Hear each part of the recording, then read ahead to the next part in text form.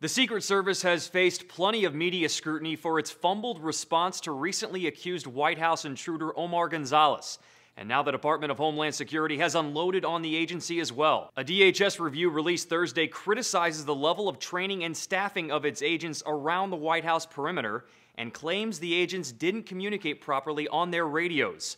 It also says one agent, who they say could have stopped the accused intruder with an attack dog, was talking on his cell phone and didn't have his radio earpiece in when Gonzalez hopped the fence. Also, according to the report, Secret Service agents believe the bushes lining the north portico were, quote, too thick to get by, so they were surprised Gonzalez made it through. New York Times correspondent Michael Schmidt reports this highlights a series of blunders and created quite a bit of confusion at the White House front doors. He saw this guy come up the steps. He saw people chasing. He said, well, I'm going to get out of the way because the door's going to be locked.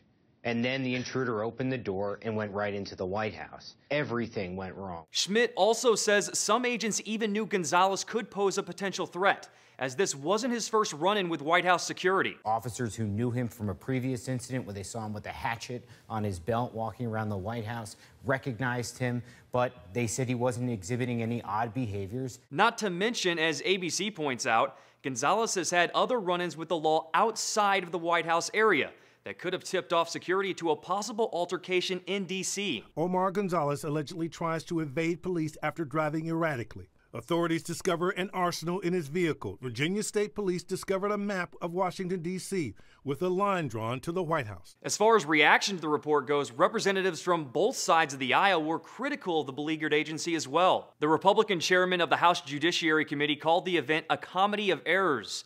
And a Democratic congressman said while technical problems are partly to blame, there may be a more systemic problem with the Secret Service culture at play. Former Secret Service Director Julia Pearson stepped down from her post within weeks of the Gonzalez incident.